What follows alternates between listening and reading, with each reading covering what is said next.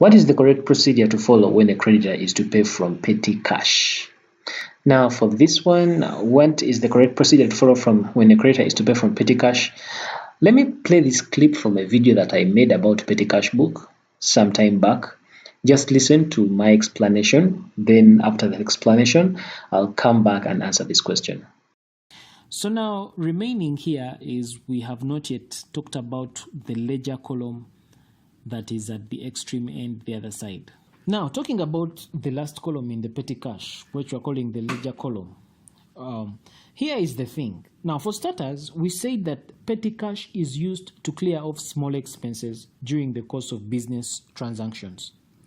Now, sometimes petty cash may be used to clear off an item that is not in the category of small expenses, or simply put, sometimes petty cash may be used to pay off items that do not exist in the general ledger, but in other ledgers. If this happens, we post that figure in the ledger column. Let me illustrate this. Let's say that a supplier was paid using petty cash.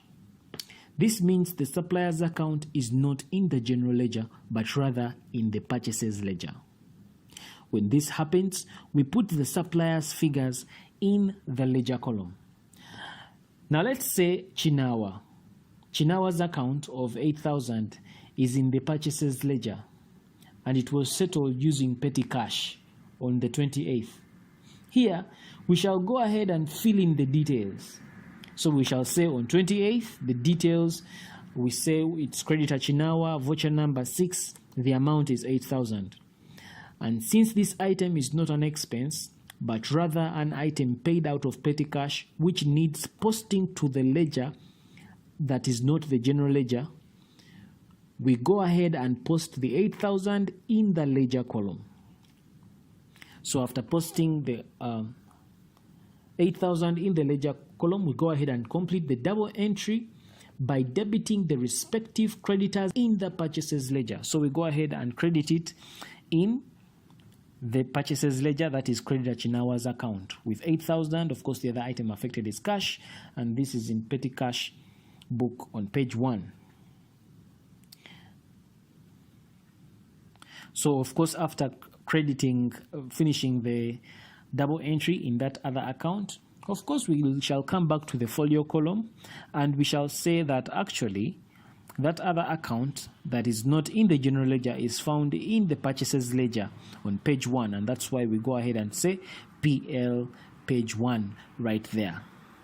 The rest of the details you already know. We go ahead. Welcome back from that. So the question from that, what is the correct procedure to follow when a creditor is paid from petty cash? First of all, we are paying from petty cash. So because the transaction is affecting petty cash, so definitely you can't tell me that you're going to credit in the cash book when the money that was used was petty cash. So A is not correct. This is not acceptable. Of course, it's acceptable. It is possible. Well, we know that petty cash is meant for small expenses, but sometimes you can pay creditors or suppliers from petty cash. So B can't be correct. Then, of course, part D is also not correct. A separate creditors account should be opened up. I mean, the creditors account already exists. Well, the correct answer here is C. A petty cash voucher is raised and the payment is recorded in the petty cash book.